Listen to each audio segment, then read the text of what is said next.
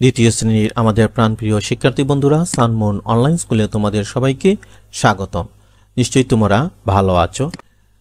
ছোট বন্ধুরা, তোমরা যারা আমাদের এই কাজে সার্বিক সহযোগিতা করেছো এবং প্রতিটি ক্লাসে যথাসময়ে অংশগ্রহণ করেছো, তোমাদের সবাইকেও আন্তরিক ধন্যবাদ। প্রতিদিনের মতো উপস্থাপনায় আছি আমি মৃণাল কান্তি পাল।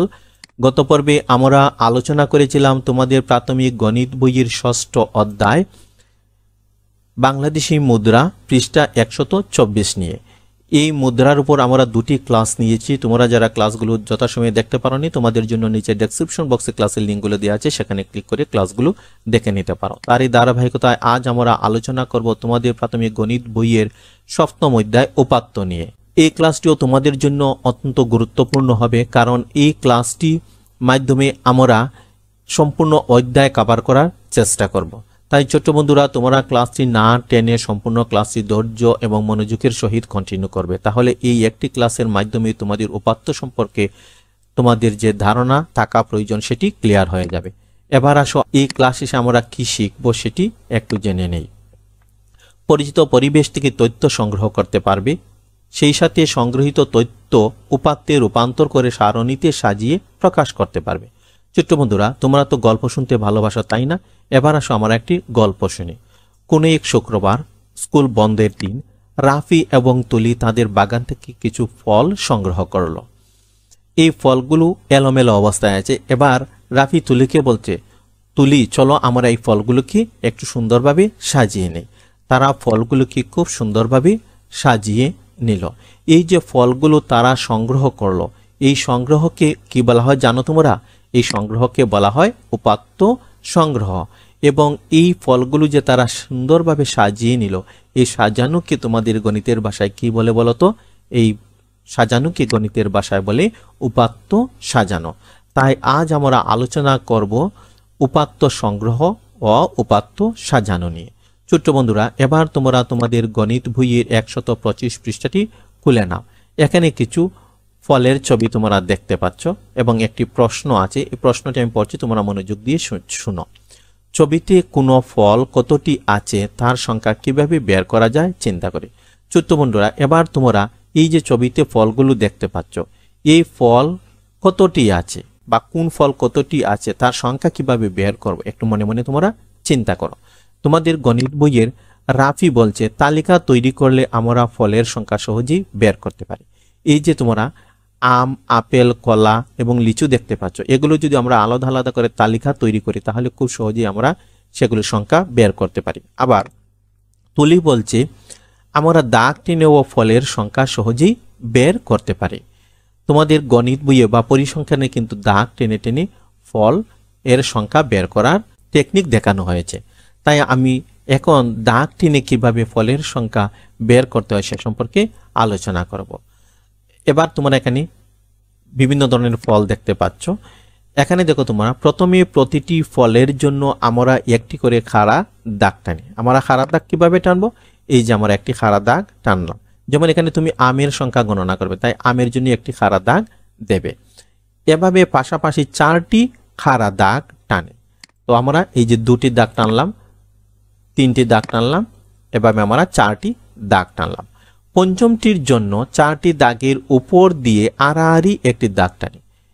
আবার আমরা পঞ্চম দাগটি দেওয়ার জন্য আমরা কি করব? এই যে 4টি দাগের উপর দিয়ে আমরা আড়াআড়ি এইভাবে একটি দাগ টানবো। আমরা পাশাপাশি কিন্তু দেব না। এখন 5টির একটি দল তৈরি হলো। এভাবে খুব সহজে দাগ টেনে প্রতিটি ফলের সংখ্যা বের করা যায়। আমরা এই যে 5টি দাগ টানলাম, এবার যদি আমরা 6টি ফল গণনা করতে হয় তাহলে আমরা কিভাবে দাগ টানবো? আমরা 5টি দাগ দেব, তারপর পাশাপাশি আমরা একটি খাড়া দাগ দেব, তাহলেই আমাদের 6টি দাগ দেয়া হয়ে যাবে। এই দাগগুলোকে বলা হয় টালি চিহ্ন। এই যে আমরা দাগ দিলাম, এই দাগগুলোকে কি বলা হয়? এই দাগগুলোকে বলা হয় টালি চিহ্ন। তো টালি চিহ্ন কি? এই যে এক একটি ফলের জন্য আমরা এক একটি দাগ দিলাম, সেগুলোকে গণিতের ভাষায় বলা হয় টালি চিহ্ন। শিক্ষার্থী বন্ধুরা, এবার আসো আমরা টালি চিহ্ন ব্যবহার করে ফলের সংখ্যা কিভাবে বের করতে হয় দেখে নিই। এই জন্য আমরা প্রথমে এইভাবে একটি টেবিল আঁকবো। তোমরাও তোমাদের খাতায় একটি টেবিল এঁকে নিবে। একে নিয়ে উপরে আমরা লিখব এই পাশে ফলের নাম টালি চিহ্ন, সংখ্যা। এবং এখানে কি কি ফল আছে, এখানে আম, কলা, লিচু, আপেল, এগুলো তোমরা লিখে নেবে।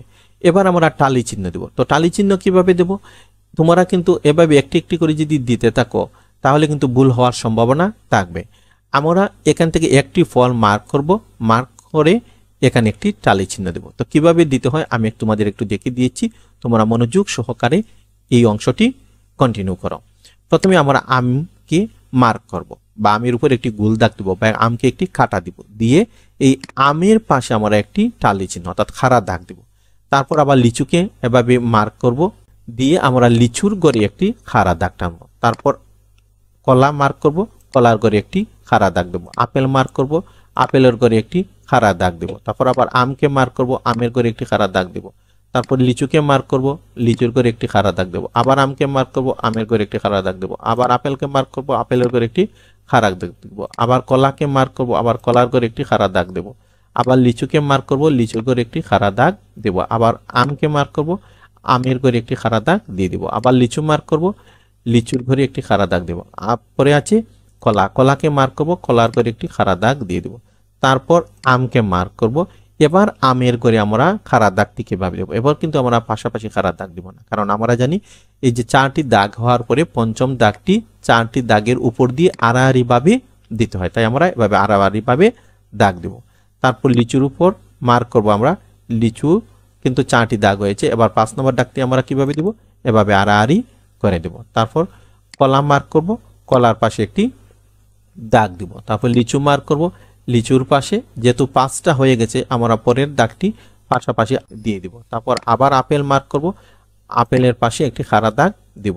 আবার আছে আপেল, তাই আপেলের পাশে আরেকটি খাড়া দাগ দিব। আবার আছে কলা, এবার কলা এখানে 4টি দাগ হয়েছে, পঞ্চম দাগটি আমরা আড়াআড়ি ভাবে দিব। তারপর আম, আমের পাশে একটি খাড়া দাগ দিব। তারপর আছে লিচু, লিচুর পাশে আমরা আরেকটি খাড়া দাগ দিব। তারপর আপেল, আপেলের এখানে 4টি দাগ হয়েছে, পঞ্চম দাগটি আমরা আড়াআড়ি ভাবে দিব।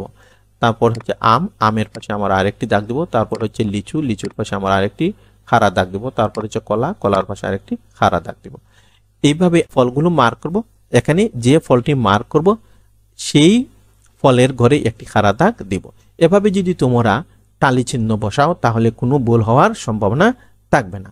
এবার আসো আমরা এই টালি চিহ্নকে কিভাবে সংখ্যায় প্রকাশ করি।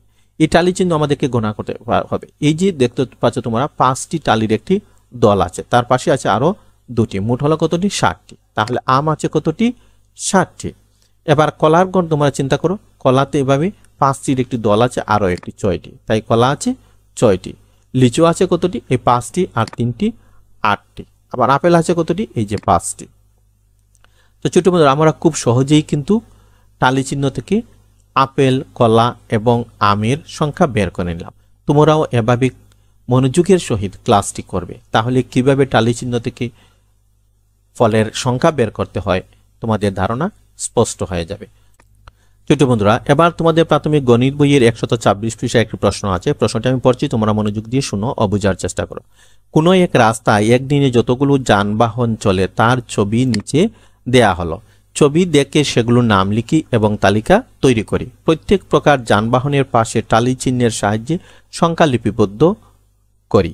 পরবর্তীকালে চিহ্নকে সংখ্যায় প্রকাশ করি একটি সারণী তৈরি করি। তো এখানে কি বলা হয়েছে, এখানে একটি ছবি দেওয়া আছে, ছবিতে কিছু যানবাহন আছে। এই যানবাহনের নাম লিখে আমরা প্রথমে তালিকা তৈরি করব, তারপর এখান থেকে টালি চিহ্ন দেব। টালি চিহ্নকে আমরা সংখ্যায় লিপিবদ্ধ করে একটি সারণী তৈরি করব। তো এবার আসো আমরা যানবাহনের তালিকা তৈরি করে টালি চিহ্নের সাহায্যে সারণী তৈরি করা হলো। নিচে আমরা কি করব, একটি যানবাহনের প্রথমে তালিকা তৈরি করব। এই জন্য আমরা একটি টেবিল এভাবে এঁকে নিব। টেবিল এঁকে নেওয়ার পর আমরা এখানে লিখব যানবাহনের নাম, টালি চিহ্ন, সংখ্যা। তো যানবাহন কি কি, এখানে আমরা দেখতে পাচ্ছি বাস এবং কার, আমরা এখানে লিখে নিলাম। অর্থাৎ ছবি দেখে সেগুলোর নাম আমরা লিপিবদ্ধ করলাম, লিপিবদ্ধ করে এখানে তালিকা তৈরি করলাম। এবার আমরা টালি চিহ্ন দেব। তো টালি চিহ্ন আমরা কিভাবে দেব, এখানে প্রথমে আছে কি বাস। তো বাস কতটি আছে, বাস আছে 1 2 3টি, আমরা এখানে 3টি টালি চিহ্ন দেব। এবার তোমরা লক্ষ্য করো কার কতটি আছে, কার আছে 1 2 3 4 5টি, তাই কারের পাশে আমরা 5টি টালি চিহ্ন দেব। তো আমরা টালি চিহ্ন কিভাবে দেব, প্রথমে আমরা 4টি টালি চিহ্ন দেব, 5 নম্বর টালিটি আমরা আড়াআড়ি করে দেব। এবার তোমরা টালি চিহ্ন গণে বাসের সংখ্যা কতটি আছে বলো তো, এখানে আছে 1 2 3টি, তাই আমরা বাসের সংখ্যা লিখবো 3টি এবং কারের সংখ্যা কতটি আছে 1 2 3 4 5টি আমরা এখানে লিখবো 5 তো ছোট বন্ধুরা আমরা খুব সহজেই টালি চিহ্ন ব্যবহার করে সারণী তৈরি করে নিলাম আশা করি কিভাবে সারণী তৈরি করতে হয় তোমরা বুঝতে পেরেছো ছোট বন্ধুরা এই ক্লাস শেষে তোমরা পরিচিত পরিবেশ থেকে তথ্য সংগ্রহ করতে পারবে 2 সংগৃহীত তথ্য উপাত্তে রূপান্তর করে সারণীতে সাজিয়ে প্রকাশ করতে পারবে 3 নাম্বার হচ্ছে টালি চিহ্ন কি কিভাবে টালি চিহ্ন দিতে হয় এবং কিভাবে টালি চিহ্নকে সংখ্যায় প্রকাশ করতে হয় সে সম্পর্কে ধারণা লাভ করেছো ছোট বন্ধুরা এই উপাত্ত সংগ্রহ ও সাজানো নিয়ে তোমরা যখন বড় হবে পরবর্তী ক্লাসও যাবে আরো বিস্তারিত জানবে এই বিষয়ের উপর 4 বছরের অনার্স 1 বছরের মাস্টার্স কোর্স হয় তাই এটি সম্পর্কে তোমাদেরকে এখন জাস্ট সামান্য একটু ধারণা দেওয়া হলো পরবর্তীতে তোমরা আরো যখন বড় হবে আরো বেশি বেশি ধারণা লাভ করতে পারবে ছোট বন্ধুরা আজকের ক্লাসের মধ্য দিয়ে আমরা তোমাদের গণিত বইয়ের 125 ও 126 পৃষ্ঠা নিয়ে আলোচনা করলাম এই ক্লাসের মধ্য দিয়ে তোমাদের দ্বিতীয় শ্রেণীর গণিত বইয়ের সম্পূর্ণ আলোচনা আজ সমাপ্ত হয়ে গেল এতদিন তোমরা ধৈর্য ধরে আমাদের সাথে থেকেছো তাই তোমাদেরকে আন্তরিক ধন্যবাদ আশা রাখি এই ক্লাসটি তোমাদের ভালো লেগেছে ক্লাসটি যদি ভালো লেগে থাকে তাহলে অন্তত একটি লাইক দিতে ভুলবে না সেই সাথে এই ক্লাসটি তোমাদের বন্ধু-বান্ধব আত্মীয়স্বজন বা সহপাঠীর সাথে একটু শেয়ার করে নেবে তাহলে তারাও তোমাদের মতো ক্লাসটি করে উপকৃত হবে ছোট্ট বন্ধুরা এবার আসো বাড়ির কাজ তোমাদের প্রাথমিক গণিত বইয়ের 125 ও 126 পৃষ্ঠার সকল অঙ্ক মনোযোগ দিয়ে করবে এবং আজকের ক্লাসটি আমরা যেটি করলাম সেটি তোমরা যদি না বুঝে থাকো তাহলে ভিডিওটি 2 থেকে 3 বার ভালো করে মনোযোগ দিয়ে দেখে নিও তাহলে উপাত্ত সংগ্রহ ও সাজানো নিয়ে তোমাদের আর কোনো প্রশ্ন থাকবে না ছোট বন্ধুরা তোমাদের যদি আমাদের এই ক্লাসটি ফেসবুক পেজ থেকে দেখে থাকো তাহলে সানমুন অনলাইন স্কুল ফেসবুক পেজটি ফলো এবং লাইক করে নিও